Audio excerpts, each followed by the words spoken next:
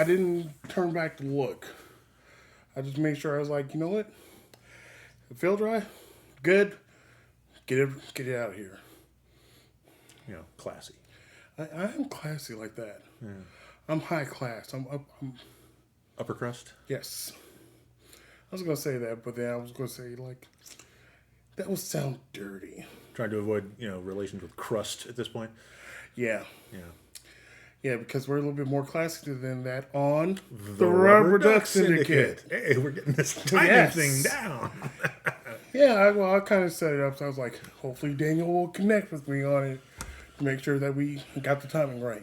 Yeah, well, we're simpatico, you and I. Yes, a word that I don't use, but you do. That's the first time I've ever used it. Oh, outside of Spanish class in, 11th grade. Okay.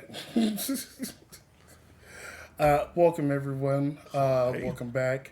Glad you're watching. Glad we have more subscribers to like YouTube and TikToks and Instagram. Thank you guys for, thank everyone for, coming on this journey with us and seeing the hopefully early days of it. Because I'm pretty sure within like the next year, 2 years, we're not going to recognize you anymore. Soon the world. Soon we're going to take over the world. Yeah. Finger tint. Very important. Yeah, like they do that.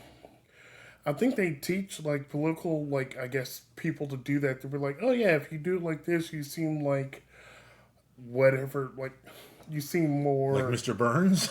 Yeah. Because it was like a political person. I believe she's in Germany. Angela Merkel, maybe the Prime Minister of Germany. I think she's still the Prime Minister. Maybe Germany had an election and I wasn't paying attention. She might be no longer the Prime Minister. Yeah. Whatever role she had, like every picture, like a lot of pictures that she was in, you would see her. Sorry, now I'm worrying that Germany might not have an actual Prime Minister. Maybe it's. Now I'm just absolutely floundering because I'm afraid that I'm just showing my profound ignorance of German politics. Oh no, you don't know about German politics of a place you don't live. Folks, we want to let you know that we're here in the United States and we're dumb. Just overall, we're dumb. It's true. Yeah, the U.S. is not a very smart place a lot of times. It's a good place to live, kind of. It has its kind of, yeah. Yeah. I mean, it's better than some places, namely places that we've invaded. Well, we'll move beyond that for right now. Yeah, our last episode was the whole apologizing to the world for American policy thing. So we're gonna try and be funny and talk about butt stuff now. All the butt stuff, just in, out, around butts. Everything is. This is the butt talk episode. That's what we're gonna name it. We're gonna go back, review this, and then we're gonna title it the butt talks episode. So, how do you feel about butts? I feel them with my hands. I see. Technically, that's feeling about butts. Yeah. But getting back on point, like a lot of pictures that she would be in, if she was like addressing someone or at a podium or something like that, she would be kind of like this. I mean, it does have like very, I guess, iconic. Kind of, you only think of, masterminds doing this, or usually wicked masterminds, but occasionally like someone that is thinking harder than you are does this. Yeah, like I never really seen anyone do this regularly. That would be, if I seen them do this regularly, it'd be like they're an evil genius, or they're trying really hard not to scratch themselves inappropriately. Got to do something with my hands. Yeah, very true. Yeah, I never really seen anyone do that. It'd be kind of weird to see normally. Like, normally I see like somebody clench their hands or do something. A lot of people do other things with their hands, which you kind of, not you that you do, but you'll recognize me doing stuff with my hands while we're on the podcast, and you'll mimic it. Yeah. And I have a particularly bad habit during improv where if I'm doing some random bit during improv, I will not have any idea what I should be doing with my hands, so I just do like it's my birthday and I'm waiting for something. Yeah. Oh, well, maybe that's something that you probably do naturally. You just don't like recognize it. But it feels so unnatural when I do it when I'm trying not to do anything unnatural with my hands. Well, maybe because you're like so you're you're in the middle of a scene, so you're kind of thinking you're like, oh, let me listen to what they're saying to make sure that I can respond properly. But then you're also thinking you're like, what am I supposed to do with my hands? Should I be? Don't scratch. Don't scratch. Don't acknowledge the audience. but, but yeah, there's a lot of different things where you're in the scene, but you kind of forget how to, not forget how to be a person. It's like my brain is in the scene, but the rest of me is also there, and I just hadn't thought of that. Yeah, your body is like doing other stuff, and like because like it's so weird to watch others perform, and I guess people that are newer in the improv scene, they feel very stiff because they'll come out and they'll be like, Yeah, it's super easy to be self-conscious. I still am. It's like, I don't know what to do with me. There's a lot of me to drag around the stage. yeah, all 6'3" of you, ladies, 6'3". Mm-hmm. Yes, yeah, you're taller than me, jerk. I'm more handsome though. Don't be trying to like gym this shit. Fuck you. I'm just casually looking at the fourth wall. I don't know what you're saying. Okay, whatever. But yes, I understand. But like once you start, I guess you've been doing it more, get more into the groove, or you feel so comfortable with people that you're doing with, you don't think about it anymore. You're just in it, and then you're like, oh, maybe I should be doing something that I regularly would do, like go get a glass of water, sit down, or Yeah, unfortunately, my default to do with my hands is basically this. I just put my hands on the table or sit them or I put them in my pockets like this. I don't do anything that I think about with my hands unless I'm involved in some sort of task that I have to use my hands for. That makes sense. When I'm in the middle of a conversation in an improv setting, it's like, okay, what are these things on my shoulders? Oh my god! Do the Kermit thing. Yeah, that might be an improvement over my usual. Just you come out and start doing the scene just like that. They're like, what the fuck? I'm gonna try that tonight. Oh, please do. I'm going to encourage you to do that. Full on Kermit. Yes, full on Kermit. You never go full Kermit. Oh, that's still. Like, I can't even say that's blackface. He was just acting. Yeah, that was the thing, though. I had this thought because I've seen some memes after the Oscars. Mm-hmm. It's like, so is Robert Downey Jr. Is he like the only person in the world that has ever like successfully done blackface, like and not been or I don't know. It's not. You can't call him out on it. I don't think because they called themselves out on it when they were making the movie. Yes.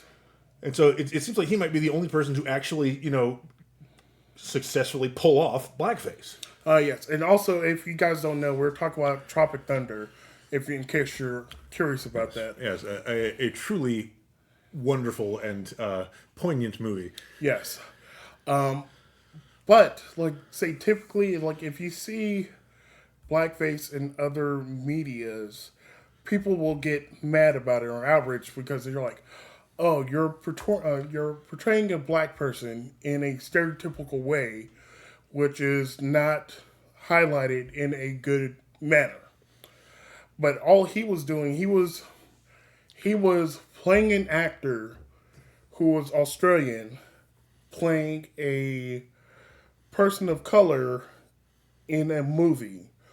So he was an actor playing an actor, portraying a actor. Yeah, they did a great job setting up the whole meta world of the actors because it's a movie about a movie being made, and it's without going into the entire plot of Tropic Thunder. It's a fun movie and actually smarter than you would ever expect from seeing any commercial for it. Yeah. It is actually a very clever movie. And the thing is, say there are plenty of people that are of color that are not mad at the movie. They actually enjoy it. They like his portrayal of that character because it's fucking hilarious. Yeah, that was one of the memes that I saw after the Oscars. It was like Robert Downey Jr., I think, handing Michael B. Jordan the Oscar for one of the awards they got for Sinners. Yeah. And it's just, glad to see a couple of black people on the stage. It's like on the one hand, I think that's an amazingly funny joke. It is. On the other hand, am I allowed to make that joke myself? Well, you just did, but no, I referred to the joke that the internet you made. referred to it. Okay. Yeah, it's like I'll put up a copy of the meme here. It wasn't me. Yeah.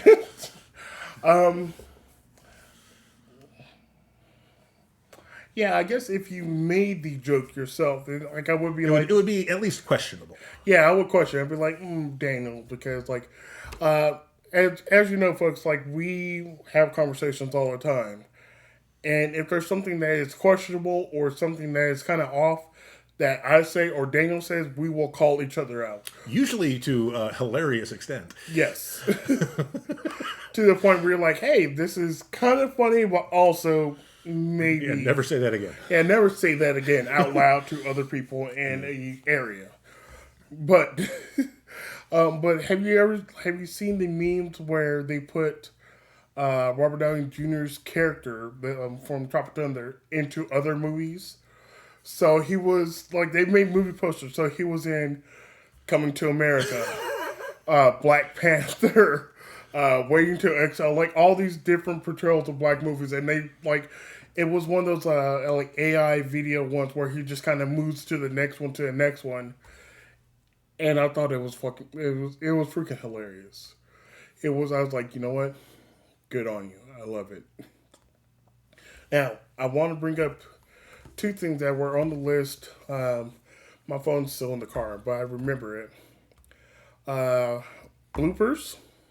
Any particular bloopers or just bloopers? No, just bloopers, period. Because earlier we were talking about a scene from the newer Superman movie of Alan Tudyk. Yeah, Alan Tudyk. He is only playing the voice of one of the robot characters in the movie. Number 4. Yeah, it was robot number 4, and well, you tell him. Okay, so he's playing robot number 4, and he's talking to Corn Sweat. And David Cornsweet, the actor who played Superman. Yes.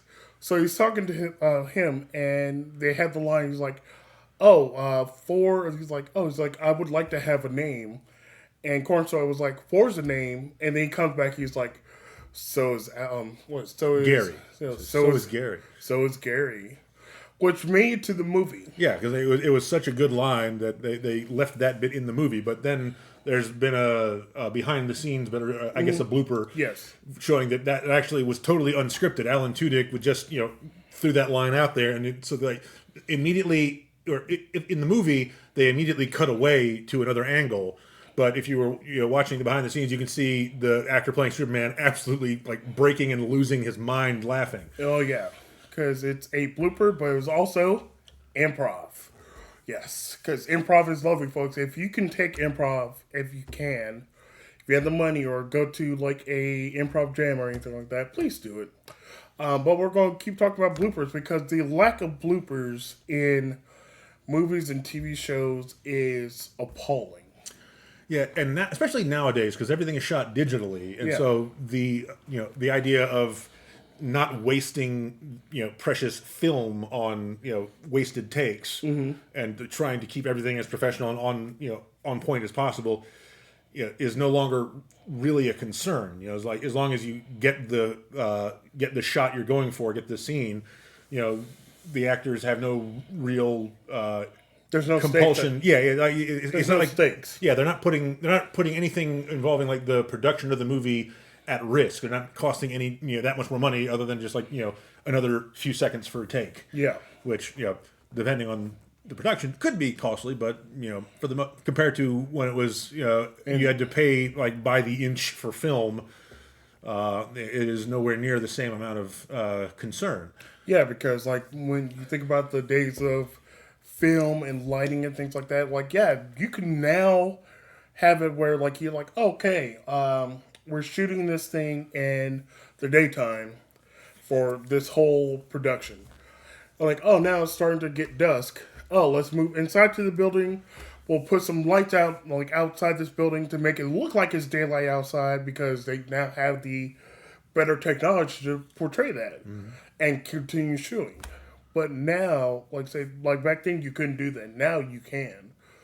But like say, the like of bloopers of like in any movie, because I'm pretty sure. When's the last time you purchased a DVD, Blu-ray, or anything like that? Last time I purchased a DVD, it is outside of recent memory. I have not purchased a DVD probably since the streaming era began. Yeah, I'm pretty sure that's what a lot of people have done.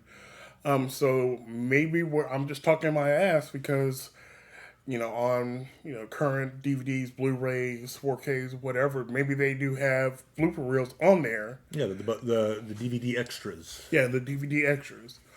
So maybe that's on there, and I'm just talking my ass right now, along with the butt stuff that we're talking about. So just saying shit. That's a callback, folks. Yeah. Improv skills. Yes. But that could be on there, but I'm not seeing a lot of it, like, say, uploaded to the interwebs. I mean, some of it is, but then, I don't know, blooper reels, there's not like a standard procedure for dealing with bloopers. I mean, sometimes, like old TV shows would frequently do, like, a blooper reel is just like a collection of the outtakes that maybe the cast and crew got to see at like a rap party or something for the season. You did tell me about that for Star Trek, right? Babylon 5, and I think Star Trek did the same thing. And so it wasn't like a formal production that they were going to include on anything that they were releasing or selling to the public. It was just, the clips that they had left over from editing, and they didn't actually put any effort into cleaning them up or making them look, polished and professional. It was just because it was funny and we know these guys. Yeah. And it turns out everyone likes to see that, even people that weren't involved with the production. Yeah, because I would really enjoy that more because we were talking about actors earlier, but seeing these people actually being human, error, things like that, and them actually just like having uncontrollable laughter of doing something, like they're on set and something falls or someone says something like the wrong word, and it gets in there and they having uncontrollable laughter, which makes other people laugh. Yeah, not everyone wants to see every behind the scenes detail of production. Like not everyone is cut out for watching the actor or director's commentary versions of movies on DVD. But there are enough people that are interested in that it feels like we are missing out on the blooper economy. Yes. Also, as a side note, as someone who is traumatized by horror movies as a child, because I have a very particularly vivid imagination, so any kind of horror concept just sticks with me and keeps me awake at night. But the idea of having like blooper reels showing the production of like horror movies, like if a kid gets scared by a monster in a horror movie, and then you can show like behind the scenes like people like puppeteering the monster or the monster doing something silly, that can be psychologically beneficial for traumatized youths. It could. I wish I had that sort of thing when I was young. That would be helpful for like say therapy. Like if someone is traumatized by like say Scary Movie that came or Scream that came out. Scary Movie's not until later this year. Scary Movie 6, I think it is. Oh, I don't know what number it is, but I've heard the Wayans are involved again. Yes, they are back. They are back at the helm. But getting to Scream, maybe show was it Ghostface? That's one from Scream. I think that's what his name. You show Ghostface like running after someone, but like trips over a cable or something, and the knife just like bends. They're like, "Oh, it's fake." So people will be like, "Oh, okay." Yeah. Now I won't get chased by someone who's just out to kill me. Yeah. And I mean, there are not to just hammer home the thing about kids can be scared, but bloopers for horror movies are just as funny as bloopers for any other movie. I know. Well, bloopers in general are just great because like you would see that at the end of some movies where it's like, okay, the credits roll, and maybe like in the middle of the credits they show like some of the bloopers of the movie. This actually has historical precedent. This goes back to probably earlier, but I know for a fact that it was a major thing when Shakespeare was writing and putting on plays. Yeah. During that era, if there was a particularly awful, brutal play, like many of the Shakespearean tragedies were, where everyone ends up dying horribly in the end. The cast would come out at the end of the show after the final scene, and they would basically do a dance number and music number, and so the crowd would leave in a good mood because they recognize that this is a real bummer to end on. Yeah. And so they would come out to just kind of break the tension. Now we have, I guess, more artistically rigorous productions. Like people making certain movies or putting on certain shows really want you to end on a certain emotional note and go home feeling that.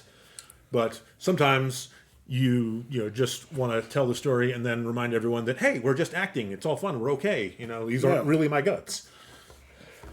Yeah, that would actually be a good thing because, watching a movie and it's particularly heart-wrenching, and then you have to leave the theater just having that feeling the entire time until you get home and you go to work or whatever it is, then you're carrying that feeling all day.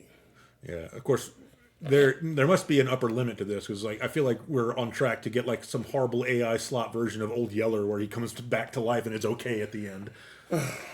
Which that just would not be worth it. As you say, it probably already exists out there. Where someone, and if it doesn't, don't make that, please. Please don't. Yeah, don't bring back Old Yeller. Let that dog die. Also, Marley? Marley and Me? No, I never saw Marley and Me, but I am familiar with the fact that apparently it is the absolute saddest movie for anyone who has ever had any kind of feeling about a dog. Oh, yeah, or any kind of pet. You're the only time I've really come, I guess, close to feeling that type of way for an animal was, I guess it was Homeward Bound. Have you ever seen that? Probably when I was a kid. Is that the one with the 3 animals? Yes, it was 2 dogs and a cat or something. It was like a golden retriever, some kind of mutt, like a pit bull mix or something. Someone's going to say oh yeah, it was totally this. I don't know which one it was, and the cat, and they just had to not get back home or get to where... Yeah, they gotten separated from the family or something like that, and they were trekking the country trying to get back to them. I remember that because there were a lot of animal movies like that. There was another one called Milo and Otis, which I don't remember the plot of, but I think it was a cat and a dog. Yes. But yeah, there were a whole bunch of talking animal movies in the mid-'80s. Wind. Yeah, I'm thinking about that. I know we probably talked about it before. I don't think on the podcast. The lack of animal movies. Also the lack of kind of kid adventure movies. Well, that might just be we're not being marketed to, because I'm pretty sure there are plenty of kid adventure movies, because I've seen lots of stuff roll across my Netflix queue that clearly these are adventure movies super CGI effects budgets and even some big name people, but they are the main characters are tweens, and so it's obviously no longer marketed toward me, but Spy Kids, that was a huge movie, and I think it had I don't know how many sequels. I think it had 3 because they had Spy Kids 3D. Yeah, and I feel like they had one recently, or maybe I'm just getting that mixed up with something else. But that's an action movie. I'm talking about a adventure movie, like the Goonies. Yeah, but I guess they really can't make any movies like that because they don't want kids to be oh yeah, I'll watch this movie where they go out into the forest and do some shit. Yeah, the idea that kids can go out and play on their own is no longer relatable. Yeah, because it doesn't really exist anymore. I'm sorry, kids. Kids that are out there that are watching this, and what you really shouldn't be. You shouldn't be watching this. You should be out playing. Yeah, unless you're watching it with your parents. In which case, we question your parenting. Yeah. So we're talking about the same person. I was just speaking in general, but no, yeah. Yeah, we know who we're talking about, and they know who we're talking about. But yeah, you don't want kids going out on their own trying to find adventure because, there are people out there to kidnap them and murder them. But there really aren't. That's the thing. There is pervasive fear that there are people out there to kidnap and murder children, but if you follow the statistics, it's not any worse than it was, before we had cell phones everywhere. Yeah. Right. There's always a non-zero possibility that some bad actor could be there to, get a kid. But statistically speaking, it ain't going to be your kid. True. But, people still want to be protected. Yeah. And that is something, and this is something that, I, as someone who does not have kids, will probably that you meet know with. of. No, I'm pretty sure I ain't got kids. Yeah. Don't even do that. Mm-hmm. So this will. I know that I will meet with resistance from people with families because that changes the math. But it's like a different example. If you are, say, you're a member of the legislature of your state, and you're trying to allocate funds, to make certain bridges safer. So if you spend $5 billion of the state's money, you can make these bridges safer. For or you'll reduce the number of fatalities on the bridge by 12%. Yeah, and there are plenty of legislators and people of whatever political ideology to argue for and against that. Yes, but then if you reframe that as, do you want to spend $5 billion to keep your grandmother from dying on a bridge? No one will vote against that. Yeah. Unless they're heartless, which there are heartless people out there. And they're all running the government. Yeah, I know. Okay, upbeat. More upbeat. Okay. Butt stuff. Come on.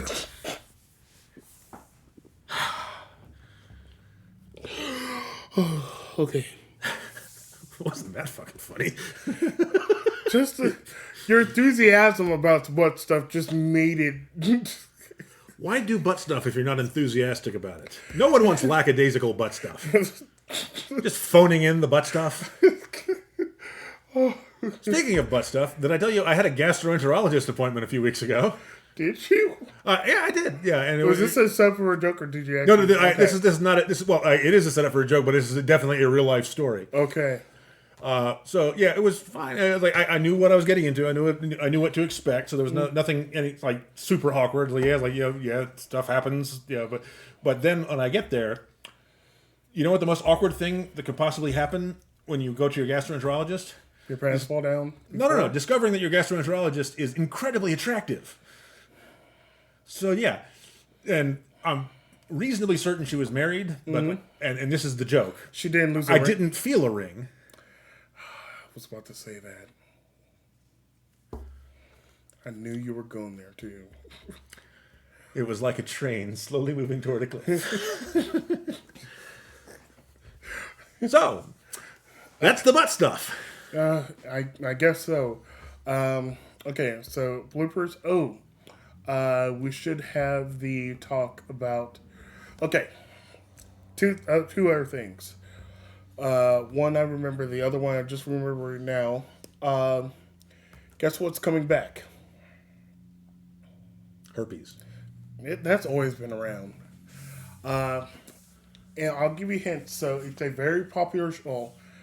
Popular enough show that it had a fan following for the last... Oh, you're talking about the animated Firefly thing, aren't you? Yes. Yeah. So many people are excited about that because I didn't get to watch Firefly when it was first airing, I believe, on Fox. I remember I saw the first, the pilot episode, and because of what apparently the studio executives required, the pilot episode was actually not supposed to be the pilot episode. So it opened on this battle scene that was actually supposed to be episode 2. Okay. So the one that aired, the scene with the train heist, which was actually episode 2, that was written as the opening. That was supposed to be the introduction. So that would have caught my attention more because the battle scene was it's a fun space thing, but I saw the first the opening bit of the first episode, but I changed the channel. It didn't get me, and I feel like if they had done it the way that it was originally written, I probably would have stuck with it. Yeah, but also I believe when they were airing it, they put it at a time slot that was not favorable.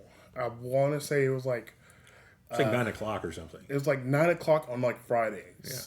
So you're okay, hey, we're gonna we give you a show. They're yeah, it's gonna be on Fridays. yay at 9 o'clock. You're like, no one's gonna see this, so, except people that were very dedicated. But like even those people that are very dedicated to it watched it, but it wasn't the numbers that they wanted to produce. Yeah, oh, that happens with a lot of shows. Is that they have fans that really connect with the show, and so you have a smaller number of incredibly engaged fans that love the hell out of it and will do anything for it. Mm-hmm. But it's not like one of the huge generically popular shows that everyone kind of knows about and watches casually. Yeah, they could be. It's on, but they're not really watching it.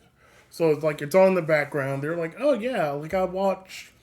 We'll talk about not dogging the show, NCIS.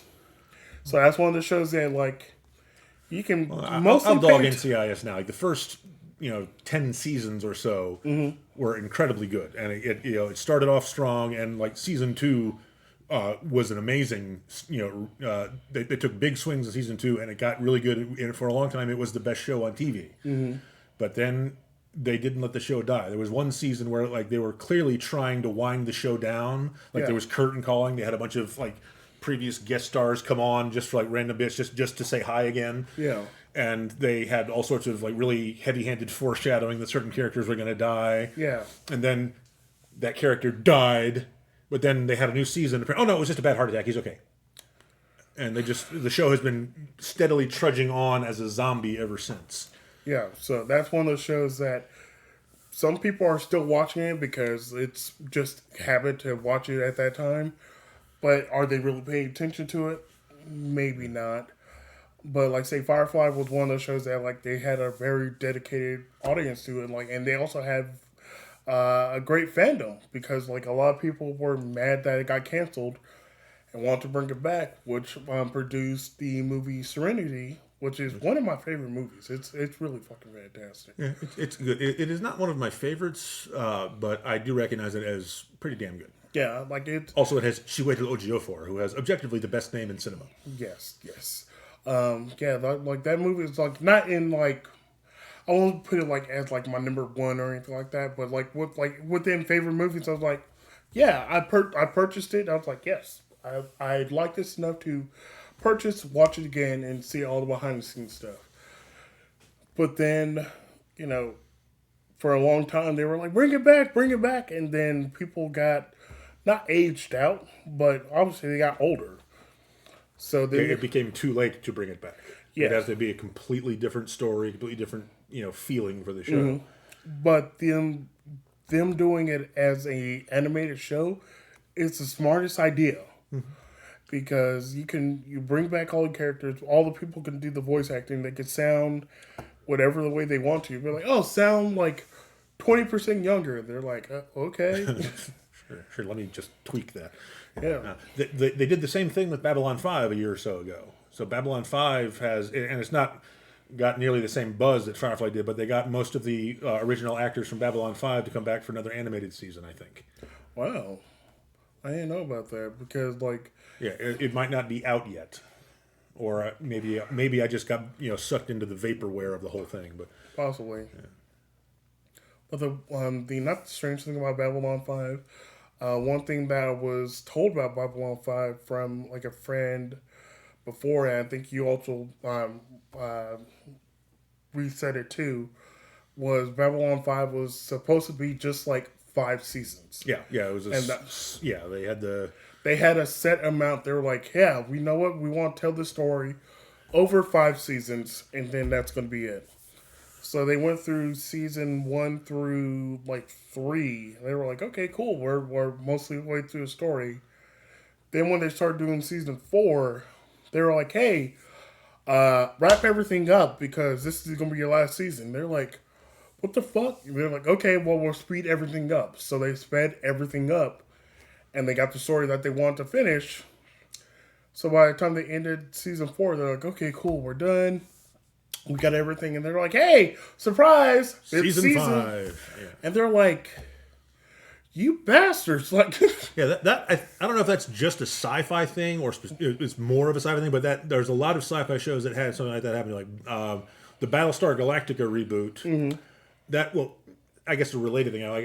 I get the feeling, and someone might have better details on this that can chime in and correct me if I'm wrong. But they had the first season, or really they had the pilot, fleshed out, and then the first season was solidly planned. Mm-hmm. But it was like they didn't know what to do after season 1, and they got like 4 more seasons out of it, and it felt like they were scrambling to fill up storyline. They were, and we talked about it before on here because I've seen the clips recently. Because we were talking about Starbuck and just disappearing. Yeah, disappearing, and yeah, we talked about it before. But yeah, look, it felt like it was just drudging on. We're like, cool, we like these characters, we like these people, we like the world, but fuck. Yeah, because sometimes like some shows or some movies are hard watch. Like, yeah, you can just be sitting back and it's playing, but it's also very hard to get through because you're like, oh, like I gotta go through this, and you have to have all the exposition again and again. Yes. Yeah. Over and over again. We have to get the crystal chalice of Bimorphus because we must use that to stop the end of the world by Demon Fred. Fred's a demon. Yeah. Demon Fred? Demon Fred. just Demon Fred. Demon Fred is out to harm the world, but if you get this crystal, it kind of just it's slows the anti-Demon Fred crystal. Yeah, the anti-Demon Fred crystal. Yeah. Damn it, now we're going to have to write that sci-fi show. Yeah, we'll be on it. With Demon Fred. Yeah. If anyone wants to fund us to write a sci-fi show with Demon Fred in there, just help us out, please. Thank you. We will write the whole show, and we'll put your name in there along with Demon Fred. Yeah, you can play Demon Fred. We'll get the special prosthetic makeup for you. Yeah, well, no, you don't we don't have to get prosthetic makeup or anything. Like, Demon Fred just looks like this person whenever you actually view them. That's just horribly, underwhelming and disappointing for Demon Fred. I thought we were building Demon Fred up. No, then you go on the glasses like what They Live. Put on the glasses like They Live. You can see what Demon Fred actually looks like. And you take them off. Anytime we can do an homage to They Live is always appropriate. Folks, watch They Live. Yeah. Also, further in our storyline of sci-fi shows that had like weird productions of Stargate SG-1. Okay. Like the first season of Stargate SG-1, I will acknowledge the writing is kind of rough. Okay. That show did not find its feet until season 2 or 3, and then it got like really good, and the characters gelled together, and it's one of the most fun shows I've ever watched. And then every season, at the end of the season, they wrapped it up because they thought that they were not getting another season. Yeah. And so every season is neatly contained story wise. So everything is wrapped up at the end. The big event or whatever the climax they were building to happens, and they resolve everything. And then they start a brand new storyline until the last season. The last season, they said, "Okay, let's plan this out for the long run." And so they planned it out for 2 seasons worth, and then they got canceled. And so the end of the show is like, it's just they have gone back and they made some I don't know if they recut episodes of it. There was some basically TV or miniseries movie length kind of stuff. Okay. So they did eventually get the story out and finish it, and some of the last episodes, the final story bits, some of them are quite satisfying. They do a great job. They actually respect what the fans wanted and where the story should go, but they were not able to put that out during the run of the show. Yeah, so it's not so much an afterthought. Well, it is kind of an afterthought, but they were like, hey, you know what? We want to make sure that you're taken care of, even though it's not in the regular time slot that you're regularly ready for, but you get this. But yeah, there are some shows that just, I think it should be a requirement.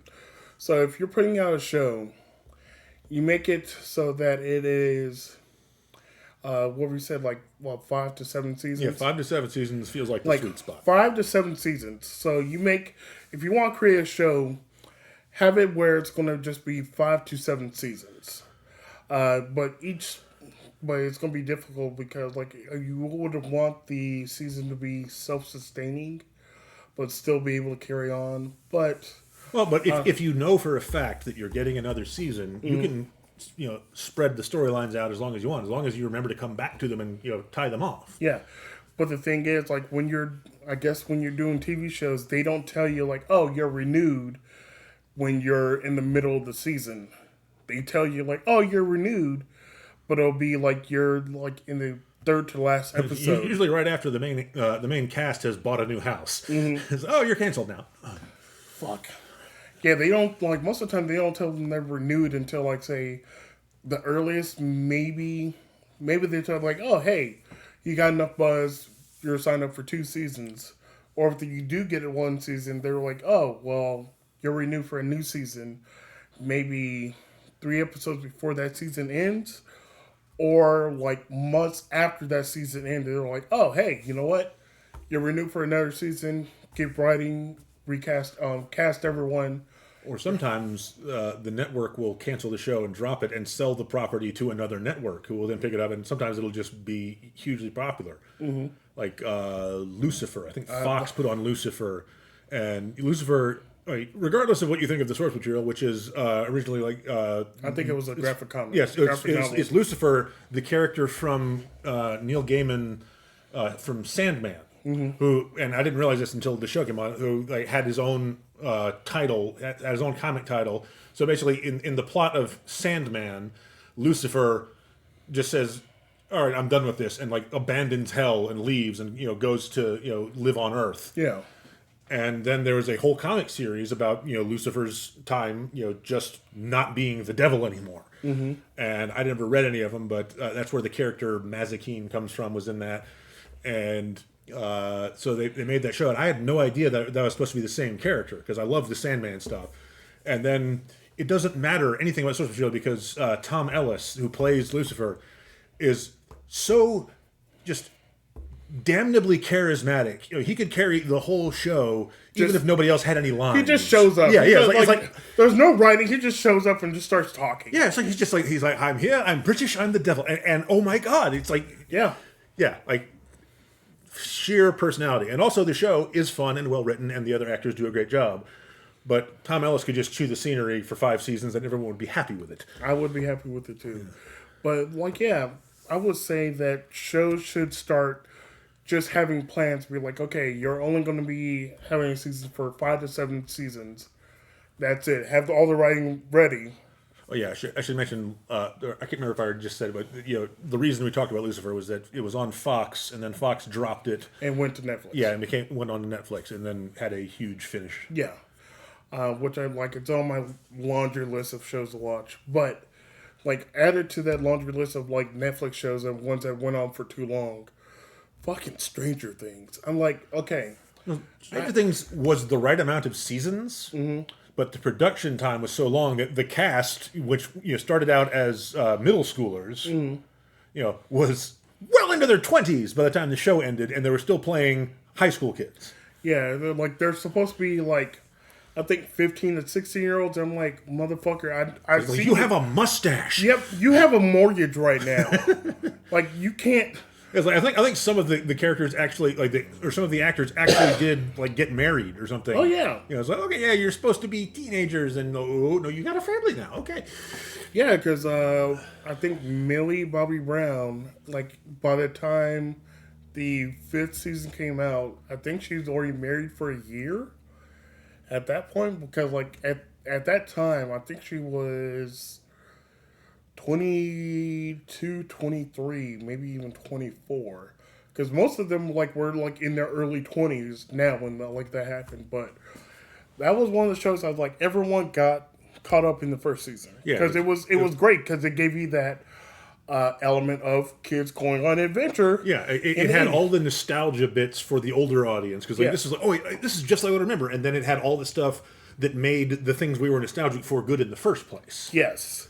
So that kind of, I guess it was like a surprise hit, because it came out, it did its thing, and people loved it. I'm like, oh, I'm looking forward to the next season. And also, some of the North Carolina people loved the Duffer Brothers connection. So the guys that made the show were from Durham. Yeah. And so there's all kinds of names of places and in jokes inside. So if you're paying attention, it's like, oh, I know that place. I know what they're talking about. And so they name something after a great barbecue place in Durham or something like that. Oh, yeah, because in the first season, when Eleven goes to the grocery store that like steal Eggos. I know exactly where that grocery store is. That is in Fairburn, Georgia. I know because like So they did the filming in and around Atlanta. yeah, Right? because my dad when he was alive lived in Fairburn, and like I seen that grocery store, and we went in there a couple times. I was like, this is an old ass grocery store, and this was like before they did anything. But like, what? Sorry, no, you just triggered another thought about local television presence, which Please.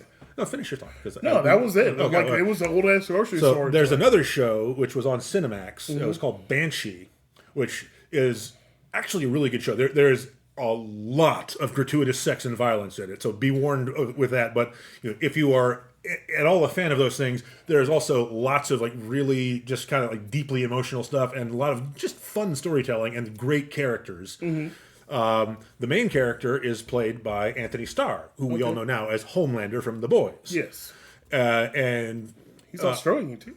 I think he's from New Zealand. Oh, well. He's somewhere in that hemisphere. Yeah. Yeah. And it was filmed in and around Charlotte. So I actually would see some of the actors like in the gym where I was going at the time. Yeah. And one of the main settings, one of the main locales it's supposed to be a bar in the show, but it's actually shot at this general store where I go to buy candies and stuff from time to time. It's like one of the only remaining general stores in the area. It's up on Old Statesville Road. Okay. And yeah, it's just I remember watching the show. Wait a minute, that looks really. Holy crap! I've been there. I know where that is. Yeah, and it is, and it's just I don't know. It's so fun to just see places. There are a lot of we used to have more stuff filming around Charlotte, and then the legislature took care of that. They were like, "Oh, you want to film here? We're going to charge you more taxes." And they're like, "No, fuck you. We're going to just go to Georgia." And loath though I am to defend the North Carolina legislature, it may not have been quite like that because the film industry is backwards in how it works. It's like if you're making a movie, you go to whatever state offers you the biggest tax break. Sort of basically, like, states are bending over backwards to kiss butt to get movie productions there. Yeah. And I think North Carolina just decided to no longer do that. And so our budding film industry just went, and I think it is gradually trying to regrow because I think they've changed some of the policies since then. But we used to have quite a lot of stuff filming here, and there's some things that filmed here, and they are fun only because they filmed here. Like the movie Shallow Hal. Yeah, because I recognize all the places in that movie, but the rest of the movie is like aside from the church that I think it's in the movie because like with the tour thing. I point that out. St. Peter's Episcopal. What, like Pikes? Like the ice cream shop place? Fucking doesn't exist anymore. Yeah. I remember I used to go to Pikes, and like all the uptown skyline buildings are there. Yeah, they're still Of course, there. there's now new ones, but Yeah. I want filming to come back here because guess what? I want a starring role in a Tubi movie. I want a Tubi movie so bad. I want to be in Chocolate City 4 as Thug Number 1. no, don't Tubi movies. I forget.